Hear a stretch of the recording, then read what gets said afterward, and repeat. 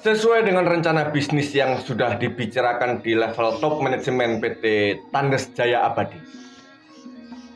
Ini adalah firma dagang Nyai Ageng Pinati.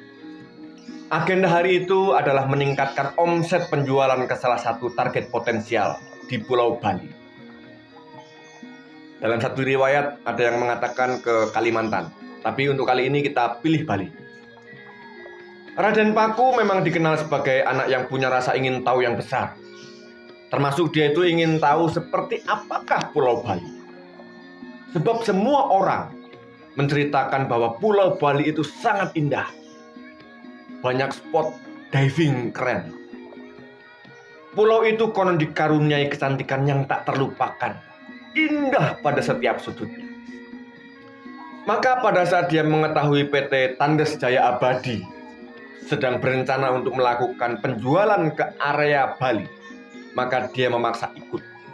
Dan usianya waktu itu belum genap 10 tahun. Kamu tidak usah ikut, Kak. Kamu di sini saja nemani Bunda. Tapi aku ingin ikut, Bunda. Sudah, di sini saja. Kenapa sih gak boleh? Berdebatlah mereka. Nyai Ageng Pinati memberikan alasan rasional yang sampai hari ini masih sering dipakai oleh orang tua untuk mencegah anaknya ikut-ikutan urusan pekerjaan. Nanti malah bikin repot, kamu masih kecil, atau yang lain. Nanti kan akhir tahun ada outing. Ada outbound-nya, Kak.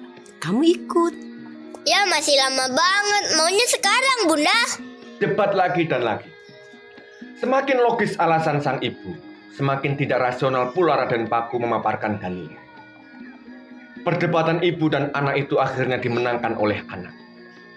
Memang, kalau bermain tarik tambang dengan anak untuk urusan memenangkan keinginan, orang tua selalu mengalah. Seperti yang telah direncanakan sebelumnya, tim kerja sudah berkumpul di dermaga keberangkatan Pelabuhan Gresik pada pagi menjelang subuh. Selepas sholat subuh berjamaah, ini lupa belum dipasang sebentar. Setelah sholat subuh berjamaah, barang-barang dagangan yang hendak dijual sudah mulai dinaikkan ke atas kapal. Hampir 20 peti jumlahnya. Matahari pun sudah mulai intip begitu di sebelah timur. Cahayanya segar, membawa kebaikan. Sebagai SPV, Burero adalah penumpang terakhir yang naik ke kapal. Karena dia harus terlebih dahulu mengurus administrasi di loket keberangkatan. Semua berjalan lancar, mulus dan cepat. Pertama karena memang dia adalah saudagar senior. Dan kedua, karena kapal yang diberangkatkan adalah milik Nyai Ageng Pinati, Kepala Kantor Syah Bandar Utama Pelabuhan Gresik. Diangkat secara resmi pada tahun 1458 oleh Raja Majapahit dengan SK berstempel cap basah Kerajaan Majapahit. Burero sudah ada di pucuk anak tangga yang menghubungkan kabin dengan bibir dermaga. Satu langkah lagi, dia sudah sampai di geladak. Petugas di darat juga sudah bersiap mengurai tali dadung yang melilit pada tiang tambakan. Tiba-tiba Burero mendengar ada orang memanggil namanya. Om Brera, tungguin Om, aku ikut Om. Yang manggil ternyata adalah anak majikannya, yaitu Joko Samudro. Sambil berkerut dahi Burero, dia berkata dalam hati, serius nih? Burero hanya bisa berdiri bengong di ujung anak tangga di bagian haluan. Dia melihat Joko Samudro berlari dengan semangat mendekati kapal. Dengan lincah dia naik tangga sambil bicara. Udah dibolehin Om sama Bunda. Kemudian dia melewati Burero begitu saja. Burero berdiri seperti patung. Hanya bagian lehernya saja yang bisa bergerak mengikuti arah Joko Samudro yang melintasinya. Aku ke atas ya Om. Ke atas. Dengan cepat Burero menguasai diri coy. Mengembalikan jiwanya ke alam nyata. Dia kemudian segera mengkonfigurasi alam pikirnya pada pikiran anak kecil seumur Joko Samudro saat naik kapal kali pertama. Dan dia menyimpulkan bahwa jika seandainya Joko Samudro ini anak kecil biasa, ke atas itu mungkin maksudnya adalah ke Anjungan. sebuah bagian kapal yang paling tinggi posisinya untuk bisa melihat pemandangan lebih luas.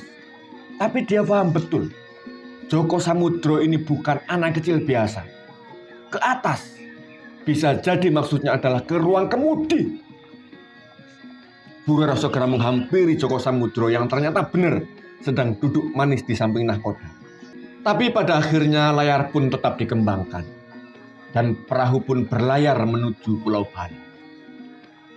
Beberapa saat kemudian kapal dagang milik Nyai Ageng Pinatih sudah sampai di pelabuhan. Bunyi meriam meletus 3 kali sebagai tanda satu kapal sebentar lagi sandar. Setelah turun dari perahu, mereka segera menyiapkan barang-barang dagangan. Kemudian bergegas bersiap membuka lapak di pasar hari itu juga. Bureroh membuka lapak untuk menjual barang-barang dan kebutuhan sandangan.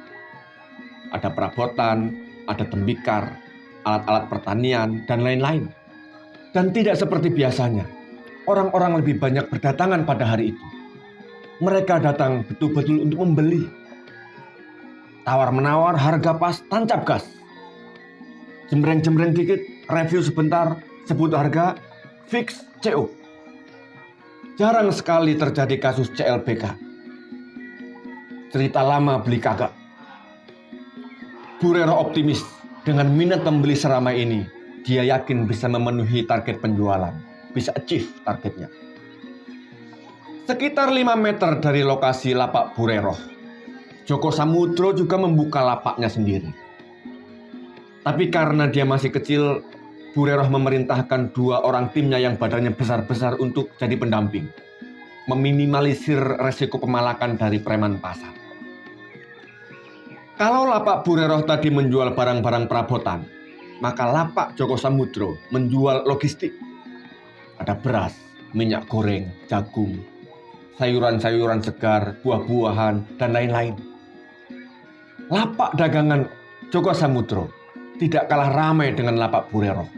Justru 2 kali lipat lebih ramai. Malah sesekali terdengar suara orang berteriak-teriak tepuk tangan. Juga suara orang-orang tertawa kegirangan. Bureroh memantau dari jauh.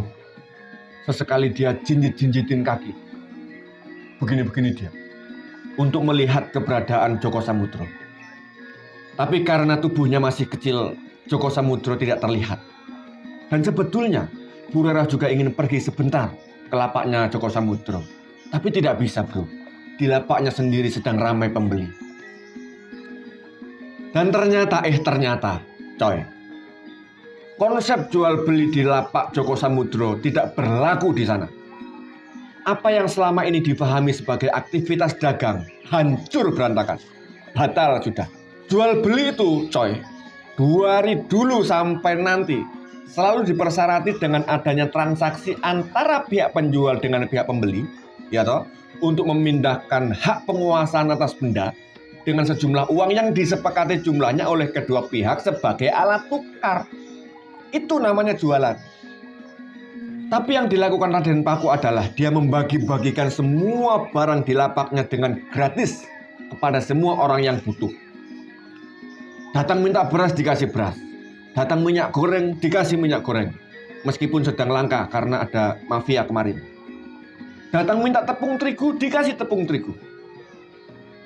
Jual beli berubah menjadi serah terima. Dan ketika barang-barang di lapaknya sudah ludes, Joko Samudro kemudian berlari lalu nyemplung begitu saja ke laut. Berenang bebas tanpa beban di pesisir pantai. Merambah buih, memeluk ombak. Menjelang sore, lapak Bureroh sudah hampir habis. Dan dia memutuskan untuk mengakhiri aktivitas penjualan pada hari itu untuk diteruskan keesokan harinya. Barang-barang dagangan di kapal juga masih tersisa beberapa peti lagi. Setelah beres-beres sebentar, Joko Samudro mengajak Bureroh beserta tim untuk membersihkan sampah-sampah di pasar itu. Sampah-sampah itu kemudian dimasukkan ke dalam kotak yang sudah kosong dan ditutup rapat-rapat. Saat ditanya buat apa, untuk oleh-oleh bunda, jawabnya. Mulanya Bureroh menolak, tapi karena desakan Joko Samudro, akhirnya dia menyerah. Ia pasrah dan berkata begini, pokoknya kak, kalau bunda nanya om gak ikut-ikut ya. Ya, Itulah, anak yang baik selalu pulang membawa oleh-oleh. Tapi ini sampah. Peristiwa yang sama berulang sampai beberapa hari. Sampai seluruh barang dagangan Bu Rero habis tak tersisa. Sampai seluruh kotak kayu yang ada, yang kosong tadi, kembali penuh berisi sampah pasar. Selepas sholat subuh pada hari terakhir aktivitas perdagangan di Bali, mereka melanjutkan perjalanan pulang ke Gresik. Layar dikembangkan, kemudian perahu pun sudah mulai berjalan. Sesampainya di pelabuhan Gresik, Nyai Ageng Pinatih menyambut anaknya pulang dari perjalanan dagang dengan hati sukacita. Bu Rero dan seluruh timnya turun dari kapal, kecuali Raden Paku. "Mana si kakak, Mas? Kok belum turun?" Nyai Ageng Pinatih bertanya pada Bu Rero. "Kayaknya masih di atas, Bu." Bro, panggil bro. Jangan-jangan masih tidur." Satu orang kemudian naik ke kapal dan dicegah oleh Nyai Ageng Pinatih. "Oh, nggak usah, Mas. Biar saya saja yang ke sana." Nyai Ageng Pinatih kemudian menyusul naik ke atas kapal. Dan dia menemui Raden Paku sedang termenung di anjungan. Nyai Ageng Pinatih kemudian memeluk anaknya. Tangannya mengusap rambut Joko Samudro dengan penuh kelembutan. Ia menangis terharu. Air matanya melukiskan bahagia. Beberapa hari lampau adalah untuk kali pertama ia berpisah dengan anak yang dia cintai. "Sudah, Bunda nggak usah nangis. Aku bawa oleh-oleh loh buat Bunda." Raden Paku berkata sambil menuntun ibunya menuju salah satu kabin kapal tempat penyimpanan barang. Sesampainya di sana, Raden Paku kemudian membuka salah satu dari sekian banyak peti kayu yang ada. Puluhan peti kayu dengan sampah di dalamnya. Tapi setelah dibuka, alih-alih sampah yang ada, di dalamnya malah terdapat barang-barang berkualitas istimewa aneka rupa. Barang-barang original, branded. Kain, tembikar, benang, rempah-rempah, dan semuanya bernilai tinggi. Nyai Ageng Pinatih menggandeng tangan anaknya turun dari kapal. Dan mereka melihat Bu Rero dan teman-temannya sedang duduk bercengkrama di salah satu kursi kayu di sisi dermaga. Nyai Ageng Pinatih melintas sambil mengacungkan dua jarinya seperti ini kepada Bu Rero. Bu Rero mengangguk tersenyum dengan kikuk dia. Kemudian Raden Paku melirik dan berkata, Aman, Om.